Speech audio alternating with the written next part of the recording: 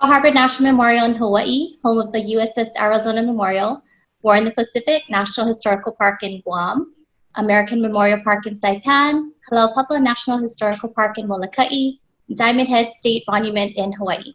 Our mission is to remember, honor, and understand World War II in the Pacific, and through education and interpretive programs, we strive to perpetuate the memory of historical events and honor those who were involved. History Talks is an interpretive education series to share the history and stories of Pearl Harbor and World War II in the Pacific. History Talks is designed for students, educators, and the general audience, and organizations from across the world to provide live interaction and continue education from our homes during these uncertain times. So thank you very much for joining us. Today, our featured guest is Jay Blount. Jay represents the National Park Service as the Chief of Interpretation and Education and Public Information Officer for Pearl Harbor National Memorial. Jay oversees the planning and implementation of visitors and education programs at Pearl Harbor National Memorial. Today, Jay will be sharing an amazing presentation honoring the fallen, American military commemoration overseas. Go ahead, Jay. Well, thank you, Jen. First of all, thank you very much, Pacific Historic Parks. They are truly valued partners for the National Park Service and Pearl Harbor National Memorial, and we wouldn't be able to get together today without your help. And also like to thank Ralph and Edutainment for kind of helping Pacific Historic Parks to make this possible. So thank you one and all, and it's a great honor to be here. Today I'm going to begin with a presentation, a little background. I spent 3.5 years near Verdun in France as the deputy superintendent of one of our World War I military cemeteries in France. And then I was fortunate enough to receive a superintendency in Sicily-Rome American cemeteries just south of Rome. And then most recently, about 4 years ago, I joined the team here at Pearl Harbor. And like Jen noted, I'm the Chief of Interpretation at Pearl Harbor National Memorial. So the last 10 years, a little bit over the last 10 years, I've lived overseas outside of the continental United States, helping to commemorate America's fallen and to try to help share my passion for honoring these servicemen and women and those impacted by their service and sacrifice with a greater audience. And so today I thought what I would do is just take two of those sites, the Sicily-Rome American Cemetery, and of course here where I work currently, Pearl Harbor National Memorial, and give you guys a little behind the scenes tour. Obviously talk about some things that are available to the public, but maybe give you some information about how we maintain these places and the mission and how we strive to really honor the men and women that our missions dictate, that we honor having served and sacrificed in World War II. Obviously one's in the European theater over in Italy and one's here in the Pacific, but both of them do a really wonderful job in helping us to preserve their memory and honor their sacrifice. So I'm going to begin. I'll give you a quick little photograph of Nettuno, Italy. So if we do have any viewers who are listening from Italy today, benvenuti. We're happy that you're here. Nettuno is the site of the third amphibious assault in Italy. And the Italian campaign, there was over 30,000 Americans who lost their lives in just 11 months. The reason it's called the Sicily-Rome American Cemetery is because most of the men and women who are buried there were killed from the fights in Sicily, which began in July of 1943, through the liberation of Rome, which interestingly enough took just 2 days prior to the D-Day landings in Normandy on June 4th, 1944 was the liberation of Rome. So in that 11-month period, almost 30,000 Americans lost their lives in Italy. Incredible amount of sacrifice, and we're going to get into that in a little bit. And then after I finish talking about Sicily-Rome, we're going to move on to Pearl Harbor National Memorial here in Honolulu, where we talk about where World War II for the United States began in earnest. Obviously, the Japanese attack on December 7th, 1941 propelled us into what most people would argue is one of the most cataclysmic events in human history, especially for the United States and many other countries around the world also. So, well, like I said, we're going to start with Sicily-Rome, and then we'll move on down to Pearl Harbor momentarily. Feel free to ask any questions, and here we go. So Sicily-Rome American Cemetery, it's about 40 miles south of Rome, right on the Adriatic Sea. I'm sorry, on the Mediterranean Sea. And it's about 77 acres. There's 490 unknown soldiers there. And so on those soldiers' headstone, it says, "Here in honored glory rests a comrade known but to God." And so I tell people, it's really sad when you see almost 8,000 headstones, 7,861.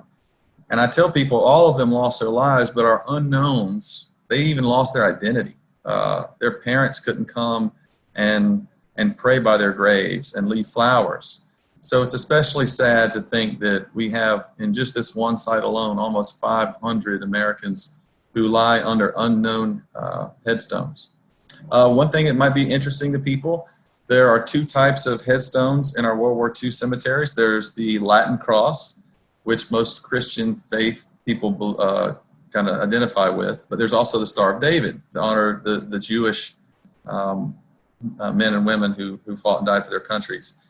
Interesting enough, what the American Battle Monuments Commission did after it was founded in 1923 was they decided, well, if you have 490 unknowns, there's a good chance that some of them would be Jewish. So they look at the general percentage of Jewish internments in that cemetery, so it's about 4%. So 4% of the unknown soldiers have the Star of David headstone as well. 70% repatriation rate. Well, what's that mean? Well, you see there's 7,861 men and women buried there. And I mentioned earlier that there's over 30,000 killed. So following the war, World War I and World War II, American families were allowed to either have the remains of their loved ones repatriated back to the United States, or they could have them interred in the country where they lost their lives. And so about 70% of American families chose to have their loved ones returned to the United States. And so the 7,861 only represents a small percentage of the men and women who lost their lives in the Southern Italian campaign, as I said, from Sicily to Rome. There's 2 Medal of Honor recipients. Obviously, there was more Medal of Honor recipients in the Southern Italian campaign. Senator Inouye, who's a famous Hawaiian senator and one of my personal heroes, he fought and served and lost his arm in Italy, and he's a Medal of Honor recipient. Of course, he survived the war, but had he not survived the war, his family would have been given the same choice. But at Sicily-Rome, there are 2 Medal of Honor recipients, and they're some of our most visited people there at the cemetery. Here's just a quick overhead view of the cemetery. When you see the ocean off to the upper left part of your screen, that is where the amphibious assault took place. So it wasn't like they just decided to put the cemetery here. This was the location of some really heavy fighting, primarily from January 1944 to June 1944. And so this was a temporary cemetery. And so a lot of the cemeteries that stretch from Sicily all the way up to Rome, some of them had 1, 2, 4, 5 people in it.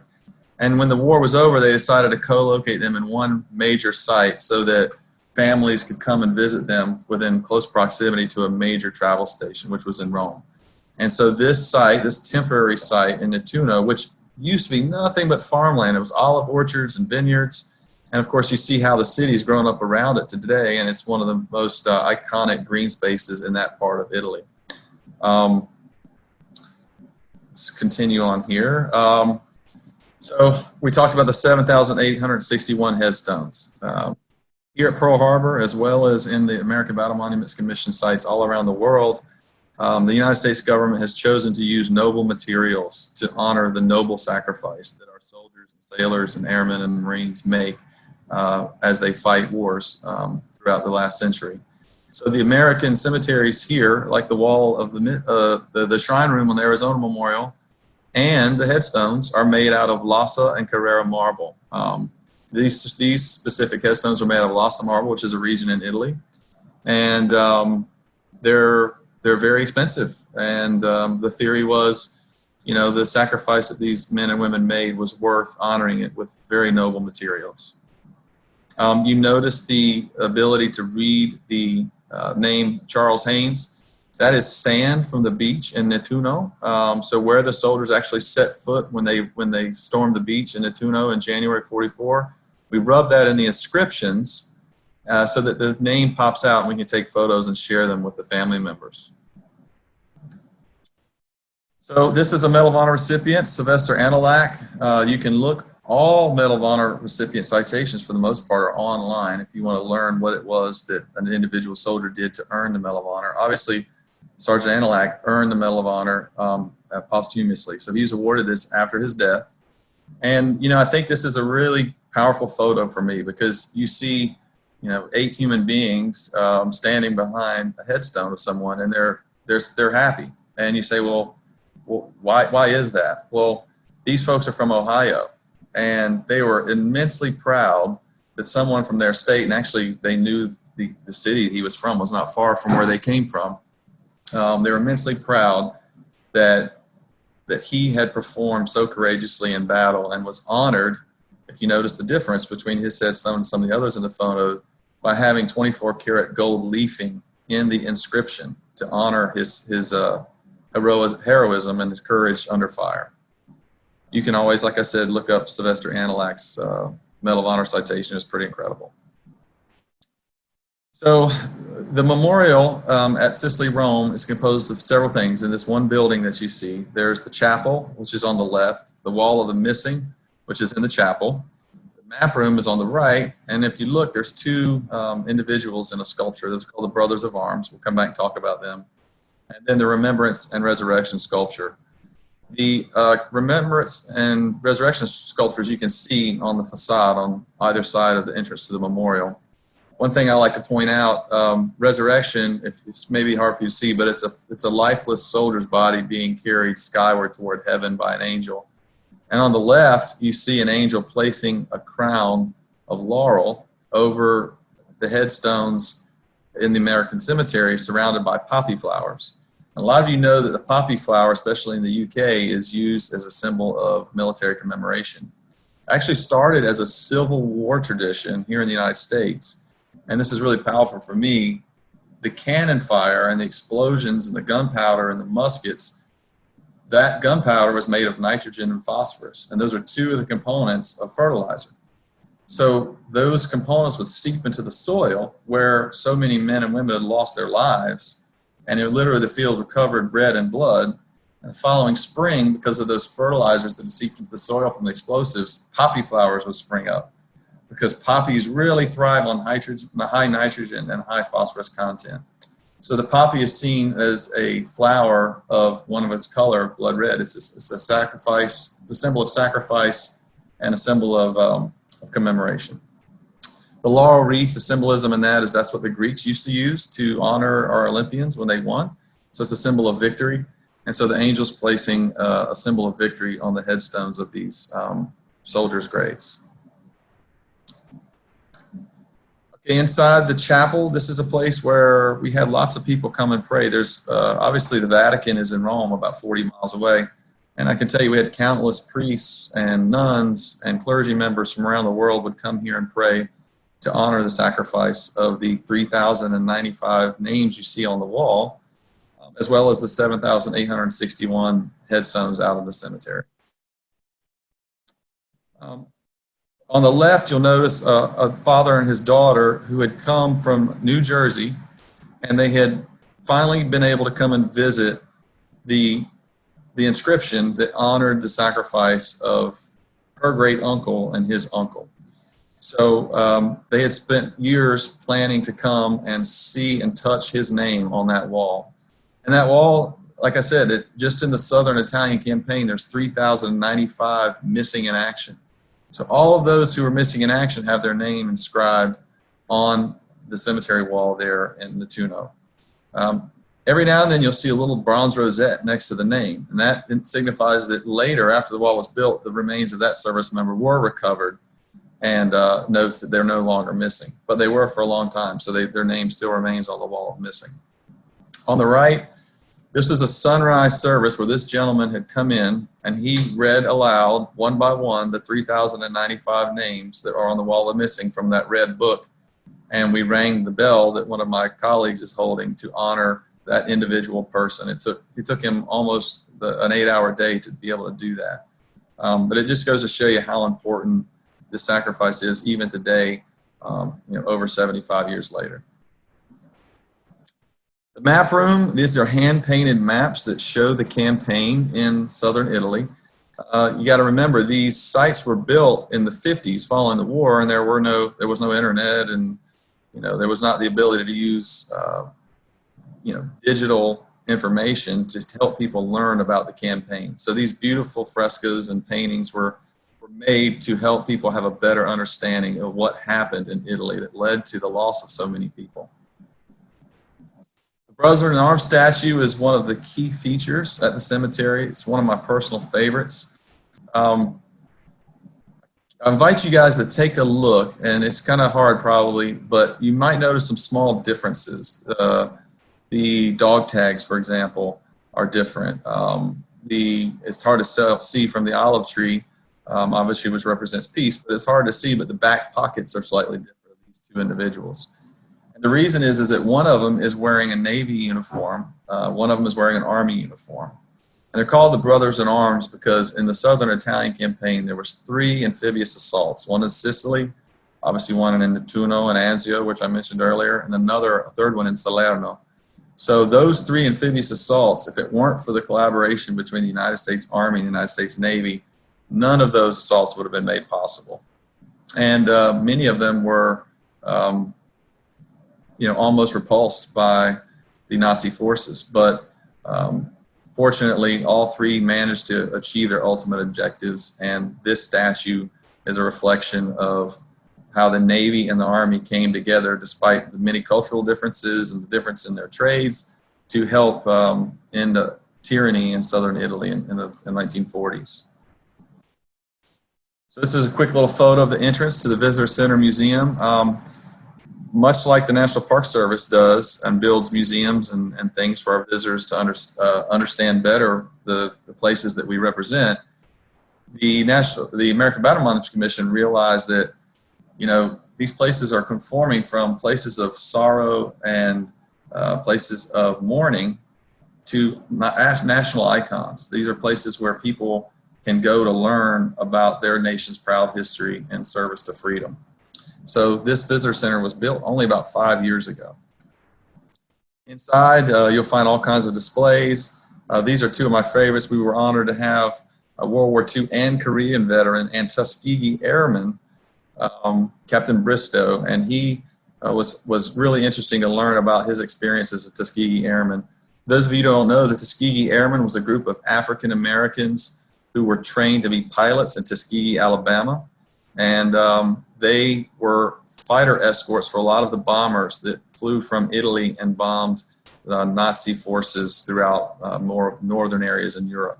So his service and sacrifice came during a time where a lot of African Americans weren't given the opportunity to serve their country in a way that befitted their expertise. And Captain Bristow was able to do that and was very proud of his service in the Tuskegee Airmen. On the right, you'll see a catcher's mitt and a baseball, and we actually had a former Major League Baseball player come, Lenny Randall. He was famous for blowing a baseball that was rolling along the out of bounds line. He blew the ball foul with his breath. So that was his claim to fame. But he wanted to take a photo because the Americans who landed in Nettuno and Anzio, they were pinned down for about 5 months before they could break out and go towards Rome. And during that time, they did what a lot of young people did. They played baseball. And a lot of the local Italian people took a liking to the sport. And actually, the first baseball diamond was built by the American Military Cemetery staff with the equipment they had to take care of the cemetery. And now when you go to Nettuno in Italy, when you get there, the welcome signs that a lot of you see in your hometown says, "Welcome to Greenville," home of whatever. If you go to Nettuno, it says, "Bienvenuto a Nettuno, città di baseball," which means "Welcome to Nettuno, city of baseball." And that's their town motto. They're the city of baseball. There's murals to baseball players. They have minor league baseball teams. Joe DiMaggio went and played baseball in Nettuno with the local people. To this day, you see more baseball fields in Nettuno, Italy than you do soccer or football fields, depending on where you're from, in Italy, which is really amazing. So Lenny had come and played minor league baseball in Nettuno following his Major League Baseball career, and wanted to come to the visitor center and see our display that honored the baseball tradition in Nettuno. So I told you we get a little bit of the behind the scenes story. Everything you've seen so far is really visible to most visitors. I'll tell you that the staff at the cemetery they have three cornerstones. We call it a three-legged stool. To keep the grass green, and what that means is keep all of the green space and horticultural features, flowers, trees looking beautiful and honoring the men who are buried there, men and women. And then keep the headstones white. Well, it's more than just keep the headstones white. It's tending to the sculpture. It's making sure that the infrastructure and all of the public spaces are maintained well. And then there's tell the story, and I underline that because as an interpreter, that's what I do. Here at the Pearl Harbor National Memorial, my staff and I focus on helping to tell the story of the men and women who are commemorated here. So telling the story, to me, you could argue is maybe the most important. Why do I say that? You know, if you have a beautiful place with beautiful green grass and flowers and everything's in perfect condition, but you're not really telling the story about the men and women there, you just have a beautiful park that has a lot of meaning to it. But by telling the story, you're taking it to a third level that really makes people understand why it's such an important place. So here, keeping the grass green, you see the entrance to the cemetery, and there's 51 lilies, one for each state and the District of Columbia. And in the cemetery, there's someone buried from every single state. Even though Hawaii was a territory at the time, there were Hawaiians and Alaskans who fought in the Southern Italian campaign as they were American territories. And we have those people buried there, and on their headstone it says Hawaii or it says Alaska, just like the home of record for all of those people, wherever they were from, is listed on their headstone. Keeping the grass green, here you see the staff there at the cemetery working hard to make the place as beautiful and honorable as it can be. One thing that's worth noting is the entire staff, with the exception of the superintendent and the assistant superintendent in these sites, they're local nationals, which means they're from the country, whether it be Belgium or Italy or France or Tunisia, the Netherlands, Panama, Mexico, the Philippines. In those countries, the workforce is provided by the local people. And it's really neat to think that the governments of these countries do not charge any kind of tax for any material or product that are purchased in those countries, because they don't want their taxes to benefit from the commemoration of men and women who gave their lives to help restore liberty to their countries. This is Enrico, super guy. He's our mason, and he's replacing a headstone that was hit by a falling tree branch. And of course, another Lhasa headstone. Here you see Enrico on the left after he's just completed another gold leafing on the entrance to show you know, the level of commitment that people have to the men and women that are buried there. And on the right, you can see him replacing the halyard. That flagpole is 90 feet tall, so when the halyard has to be replaced, it's a pretty big endeavor. And now back to telling the story. Here we have some Boy Scouts who were sons, and you know, a lot of times we have Girl Scouts come as well. So sons and daughters of Americans living in Italy. They have scout troops there, and every Memorial Day they would come and actually camp out in a separate area of the cemetery where it wasn't actually in the cemetery itself, and they would help place over 15,000 flags next to each headstone, because you got an American flag and the host nation flag, in this case being Italy. So these kids would come out as a service project and put in 15,000 flags prior to the Memorial Day ceremony every year.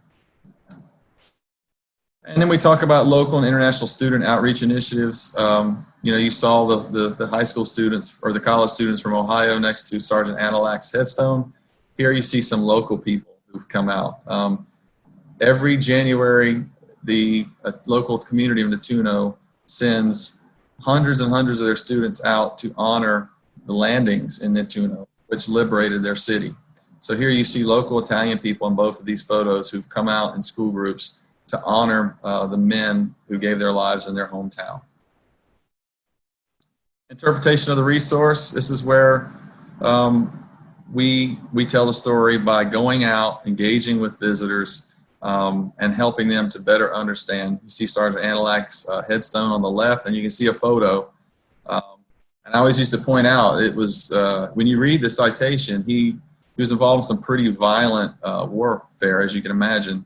And so when you look at his picture, you know, you wonder if he ever shaved. And it's sad he lost his life at such a young age, but just a really nice looking young man who was serving his country and completed some really amazing deeds. And then on the right, you see some young people who are learning more about the tactical situation in Italy that led to the liberation of Rome and southern Italy. Ceremonies and VIP visits. I was talking to Ralph and Jen a little bit about these photos before. I want to be clear that it was very honoring to be able to meet. On the left, there's 6 U.S. senators who came on one given day to honor and present a wreath at the cemetery. And then on the right, you might notice that's Neil Armstrong, the first man to walk on the moon. Here you see Pope Francis, who came a couple years ago during a ceremony, and then of course a flyover, the missing man formation. What I was telling Ralph and Jen was that for me, you know, meeting these people it's incredible. But the reason I put it out there is not to say, hey, look, I met these folks. It's more to say, like, think about how important these places are, to where the Pope and, you know, 6% of the U.S. Senate, or the first human being to ever walk anywhere other than Earth, they take the time to come and visit these places. So for me, it really shows how important they are to not just folks like me who really feel passionate about this, but for all humanity.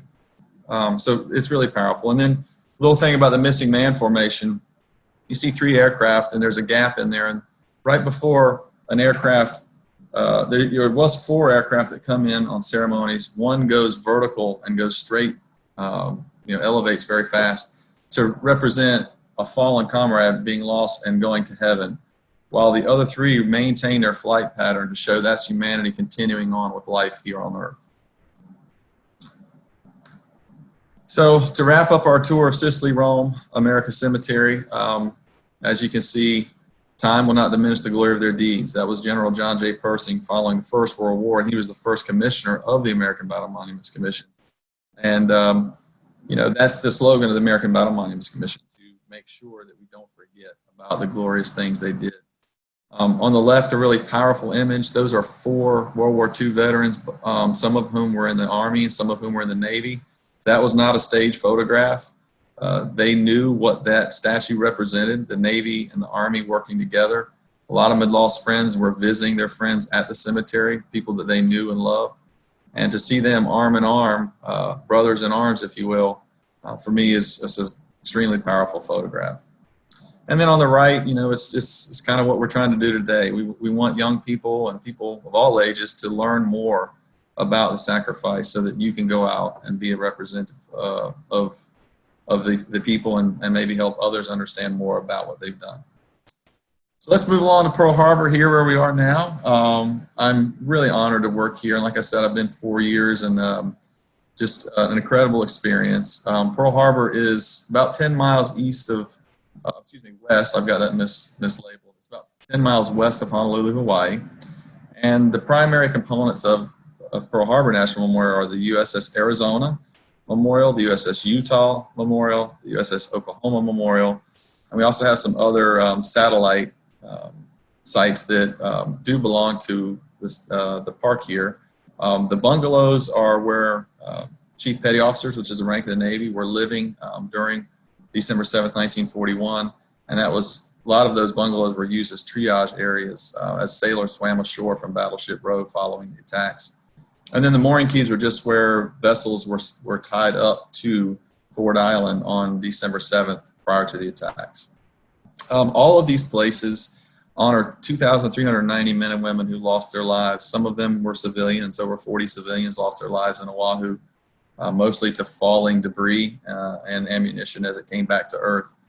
And so all of these places, even though they may be labeled Arizona, Utah, Oklahoma, they're built to honor the sailors and the Marines who were on those vessels, but also all of those who lost their lives on Pearl Harbor and throughout Oahu on December 7th. So here you see an aerial photo, much like we had in Nettuno.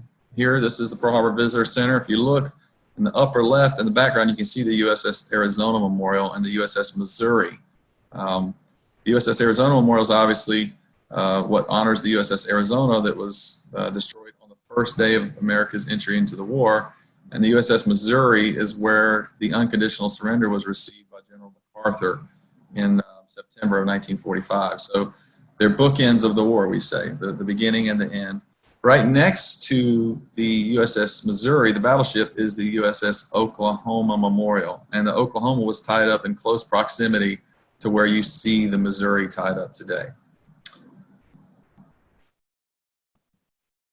So the USS Arizona Memorial, it honors 1,177 men who were lost on board the USS Arizona that day. It's a pretty iconic photo here. You see the visitors looking down onto the wreckage. And that is a gun turret that you see sticking out of the water.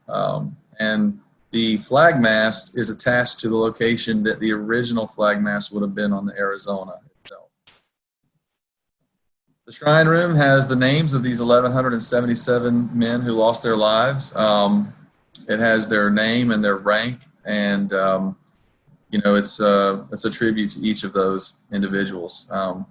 We have several dozen of whom are brothers with each other, and we even have a father and a son. Their last name's Free. It's almost a little bit ironic that the last name Free represents a father and his son who both lost their lives on December 7th on the Arizona. The Tree of Life is a sculpture that's carved into both sides of the Shrine Room. Not only does it allow natural light into the Shrine Room, but it's a symbolic of renewal and peace. And part of our mission here at Pearl Harbor National Memorial is to foster peace and reconciliation. And I'm always proud to say, you know, if you think about the United States and Japan and the challenges that they faced 78 years ago when they were flung into battle with each other, and today the United States and Japan are two of each other's greatest allies. So I tell people, for me, the Tree of Life is symbolic in that, you know, people can move past even the worst of differences and pursue peace and reconciliation with each other. And I'll tell my kids about that. You know, I talk about, can you imagine a world where some of the American adversaries that we see, or adversaries for other countries around the world, a day when they can come together and be allies, much like the United States and Japan are. It's very uplifting to think about that. Moving on to the USS Oklahoma Memorial, we have over, like I said, near where the battleship Missouri is docked today, there's 429 names that are honored, and all of those were lost on the Oklahoma on December 7th, 1941. Sadly, the Oklahoma capsized, and several of those men died in subsequent days as they couldn't be rescued. You notice that the names on the right, you'll see the individual pillars with the names of the sailors and Marines who did not survive the Oklahoma's capsizing. And the reason, the symbology that was used to create the Oklahoma Memorial and those pillars, it has to do with manning the rails. It's a Navy tradition that dates back centuries, where sailors would line the rails of sailing ships to honor different people. It could be people in the shipyard who had helped them repair their vessel. And today it's still used as tradition to pay honor to dignitaries. And in this case, you'll see quite often as ships come into Pearl Harbor and they pass in front of the Oklahoma and the Arizona memorials, they man the rails, much like you see these sailors doing in the photo on the left. The U.S. Utah Memorial. 58 men lost their lives on board the Utah that day. And you can see the wreckage of the Utah in the foreground. She was much further offshore, but when they tried to salvage the vessel, she was dragged closer to the shore, and eventually they realized they weren't going to be successful. So the wreckage of the ship still remains there, and many of the sailors are still on board. You see the memorial in the background. That's also on Ford Island, on the other side of Ford Island than the Utah, or excuse me, than the Oklahoma and the Arizona memorials. We talked about Medal of Honor recipients in Sicily-Rome. There were 16 men who earned the Medal of Honor on December 7th, 1941, 15 Navy and 1 in the United States Marine Corps. And one of my favorites is Peter Tomlich. And Peter was a water tender who was assigned to the USS Utah. And you see an inscription or a photo of the inscription of the back of his Medal of Honor. And essentially, he remained at his post in the lower parts of the USS Utah, even though he knew she was capsizing and he was most likely not going to make it, in order to secure that area and ensure that all other people had escaped before he did. And obviously he did not survive, and he was awarded the Medal of Honor posthumously. And you can read the entire Medal of Honor citation, like I mentioned before, if you want to research him online. So now I'm going to talk a little bit about the museums that we share with visitors. Obviously now we're in a different world when it comes to visitation, but prior to today's epidemic, we had close to 2 million visitors a year. And this was a way for all of those people, sometimes 5,000 to 6,000 a day, to come and learn more about what led up to the attack on December 7, 1941, as well as the attack itself and then the aftermath.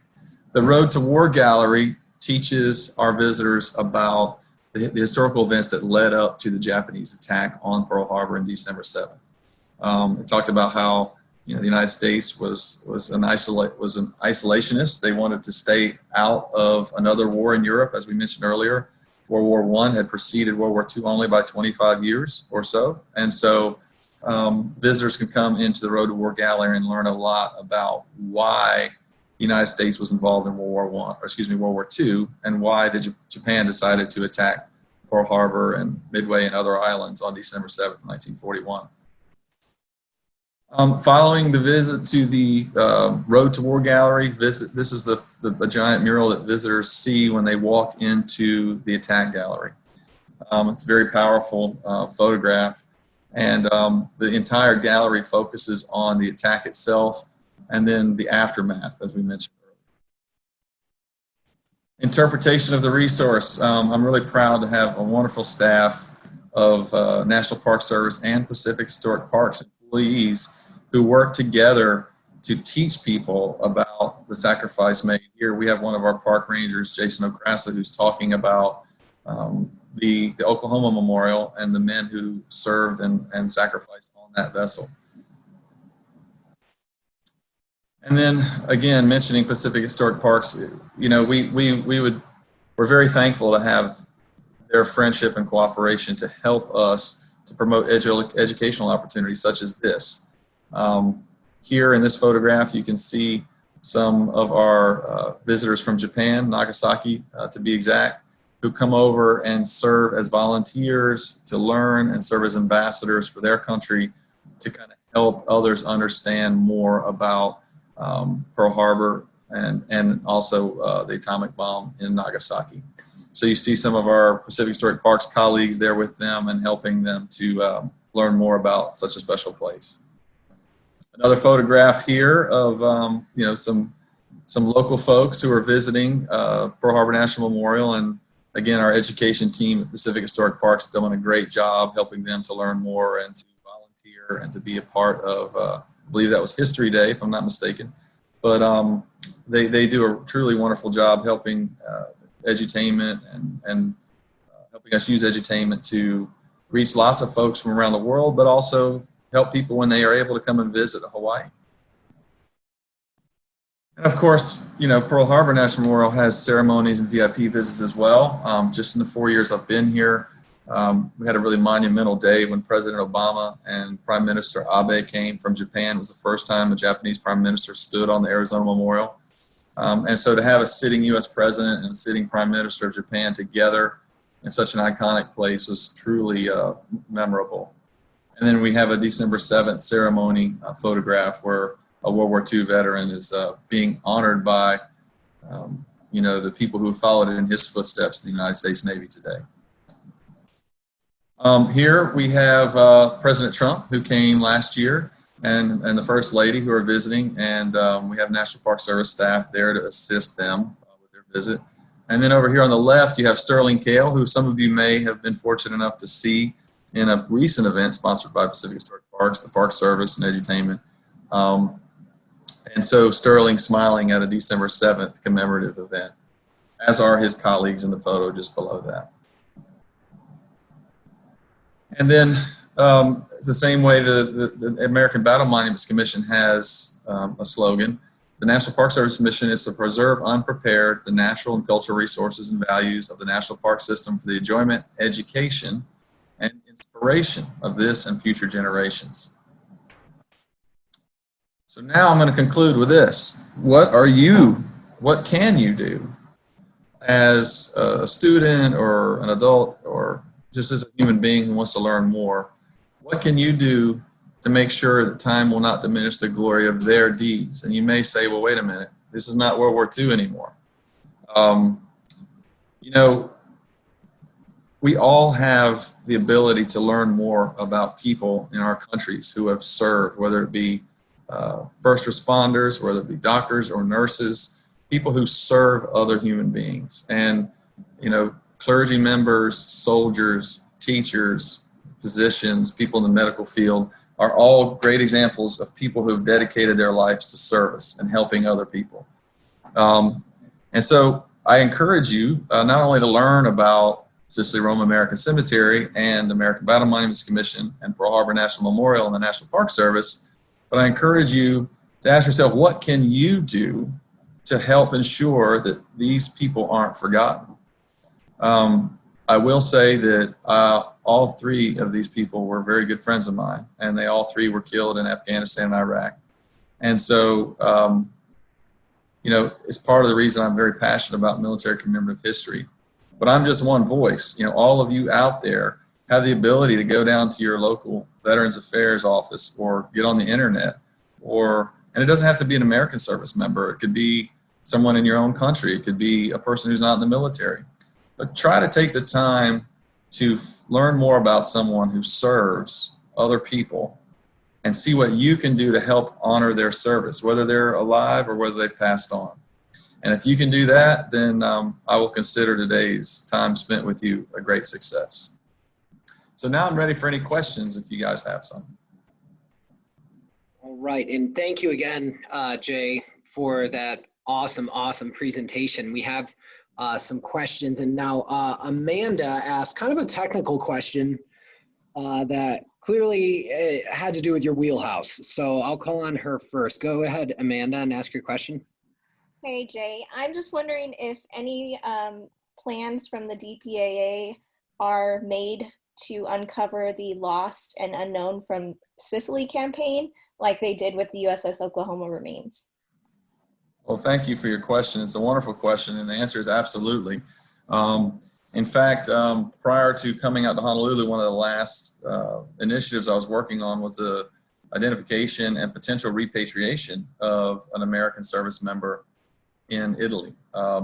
So they're actively involved with the American Battle Monuments Commission and with the National Park Service, with the VA and lots of other government organizations that serve the American Commemorative Mission.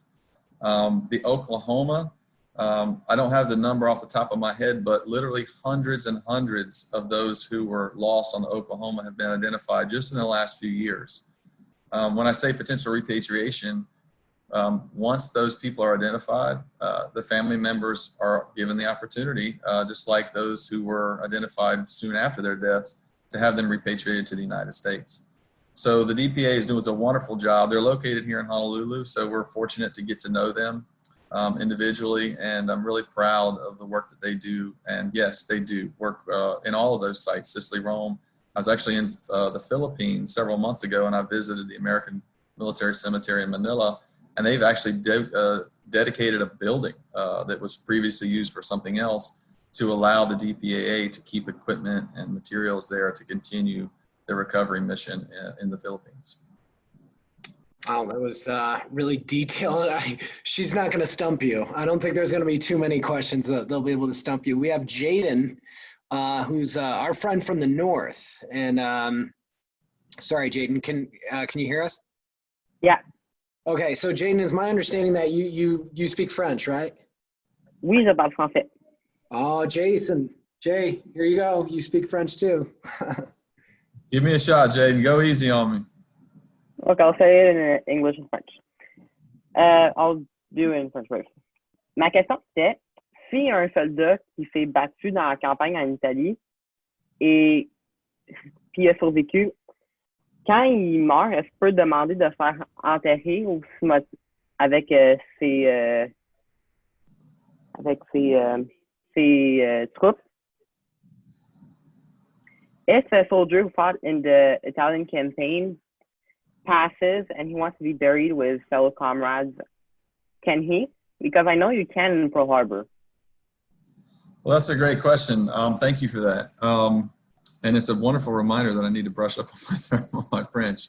But no, wonderful question. So the answer is in ABMC is no. If those cemeteries, the only time there will be new burials in an ABMC cemetery is if someone's remains are recovered who were missing in action. So you notice the 3,095 names on the wall. Well, say they recover a downed aircraft and they identify the remains of those men and women who are on board. The families are given the choice if they want to have the remains repatriated, but if they choose to have them buried in Italy, they can do so, and there will be a new burial there, but they would have lost their life in the campaign. You did refer how they can do it in Pearl Harbor, and there is a tradition here where survivors who were on the USS, or excuse me, who were assigned to the USS Arizona on December 7th, 1941, those who survived that day, should they pass, they do have the option to have their ashes interred on the wreckage. And in the 4 years I've been here, I believe we've had 5 or 6 of those ceremonies.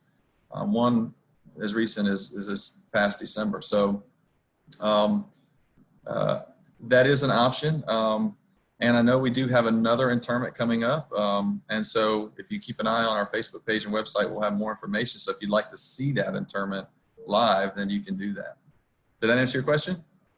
Yeah, hang on. I will unmute our friend. Jaden, I'll unmute you, pal. Jaden. Yeah, that actually answered my question. Thank you very much. You're welcome.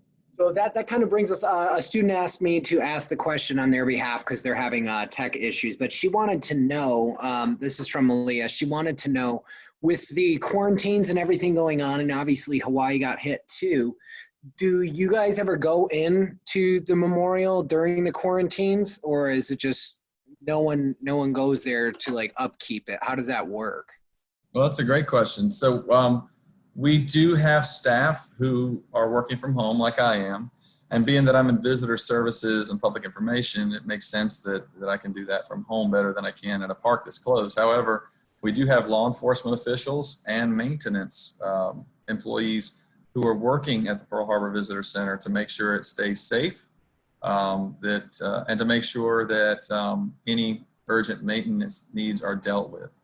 By no means are we going to lock the gate and walk away from such a special place unattended. So we do have people going in every day to make sure that it's secure and that the facilities are maintained, so that once we do receive more guidance on reopening procedures, we'll be in a position to do so more seamlessly. Thank you for that. And thank you for your service. We should all know that Jay here is a veteran. So yeah, just we really appreciate your sacrifice, and we really appreciate you sharing your knowledge with us. So we have a question from Ignacio. Ignacio, you are unmuted. Hi. How many monuments like these ones are there around the world? Well, that's a great question. And you have got me stumped, because we have to think it's not just American monuments. There's countless monuments around the world that honor their host nations' service members. And so I can tell you that in the American Battle Monuments Commission, there's 25 cemeteries. There's, I believe, if I do my math right, there's 11 in France, there's 3 in Belgium, there's 2 in England, 1 in Tunisia, there's 1 in the Netherlands, there's 2 in the Philippines, 1 in Mexico, 1 in Panama. So, you know, that number I can tell you is 25 American military cemeteries. The National Park Service is responsible for obviously Pearl Harbor National Memorial, but also a lot of Revolutionary War sites, Confederate War, the American Civil War, some of those sites, and other monuments and places of honor all around the United States. But you know, every country, and having lived in France, I was always amazed at the impact that World War I had on that country. And you can't go to a village, I'm talking tiny villages, 20, 30 people. Every single village has a monument to honor the World War I and World War II fallen, because it had such a huge impact on that country. So there's countless, you know, tens if not hundreds of thousands of military memorials around the world. So we have a question from Christy. Christy, you should be unmuted in a second. Oh, there you go. Christy, what was your question? Do you work with people from around the world? Thank you, Christy. You know, that's one of the things I think is so cool about my job is I get to meet people from all over the world. In Sicily-Rome, every May, a lot of Poles come down because the Battle of Monte Cassino was a very influential fight in the Southern Italian campaign, and the Poles were responsible for ultimately capturing the Abbey of Monte Cassino. So every year I got to look forward to meeting new Polish friends and reconnecting with some ones that I've met in years past. Here at Pearl Harbor, it's no different. You know, we estimate that we have 15 to 20% of our visitation are from people who are outside of the United States. So I've been fortunate enough to meet folks from Japan and China and you know, Germany, all over the world, you name it. So it's a really great opportunity to meet new people and learn more about their culture. Thank you for that question. Yes, that was wonderful. That was an adorable question. So we have our final question, and it comes from Nancy. And I think it's a very poignant question to end our presentation on. Nancy, go ahead. You're unmuted. Thank you. I visited Pearl Harbor 3 years ago. It was one of the most memorable parts of my visit to Hawaii. I want to know how we can let people know that at the Pearl Harbor Memorial, there is so much more to see and learn than just visiting the USS Arizona Memorial. Well, that's a great question, Nancy. You know, it's funny because I'm very careful when I list the resources that are available to try and put them alphabetically, because a lot of focus, you're right, goes on the USS Arizona Memorial. It's one of the more iconic structures. In fact, I think I saw TripAdvisor had it ranked at one year as the 4th most iconic structure in the United States behind the Statue of Liberty, the Golden Gate Bridge, and the Washington Mall. So people identify, they see that structure and they recognize it, even if they don't know much about history. But we are responsible, and it's incumbent on us to be able to honor all of those men and women who served and sacrificed on December 7th, and throughout the Pacific Campaign for that matter. And so for me, you know, that's a bit of a challenge in that the Arizona Memorial is accessible to the public, whereas the USS Utah and the USS Oklahoma memorials are located on Ford Island, which is an active duty Navy installation. So there's some access issues. I can tell you that the National Park Service and Pearl Harbor National Memorial were working on those access issues in conjunction with our friends at Pacific Historic Parks to try to make those places more accessible so that visitors can go and pay their respects there as well. But it's part of our programs that we provide virtually. You may have noticed the one I showed earlier, one of our park rangers at the Oklahoma Memorial. That's part of a virtual presentation that we have on our website and our Facebook page. And so when we do virtual presentations, we try to make sure we cover a more broad spectrum of those impacted by December 7th, 1941. Well, I'm going to go ahead and unmute, while I unmute Jen and Amy from Pacific Historic Parks. Jay, can you tell our listeners where can they go to learn more about the USS Arizona Memorial, as well as everything else that you think would be of interest with everything we discussed today? Sure. So if you want to learn more, you can, since we talked about two separate organizations that both specialize in military commemoration, you can always go to the American Battle Monuments Commission's website, which is www.abmc.gov. There's a wealth of information where you can learn more about not just Sicily-Rome, but Normandy and all the other cemeteries that they are responsible for. And then as far as here at Pearl Harbor, you can go to www.nps.gov/, and we recently changed from World War II Valor in the Pacific to Pearl Harbor, but I believe it's /Pearl or Pearl Harbor. It's not very hard. I can promise you if you Google Pearl Harbor National Memorial, it will take you right to our website. We do have a lot of wonderful video content that we're sharing. My colleague, Ms. Pruitt, she does a wonderful job of posting pieces of information and helping us to try to maintain contact with people who want to learn more about the site even during this time. All right, and I'm gonna go ahead and unmute Jen and Amy with Pacific Historic Parks. Can you tell our listeners where can they go to learn more about the Pacific Historic Parks? You guys are unmuted. Oh, yes. We have a website at PHP, pacifichistoricparks.org, and you can go there to learn more on the history. We are currently working on our website though, so I believe that all the updates should be completed hopefully by May 1st, so just hang tight on that.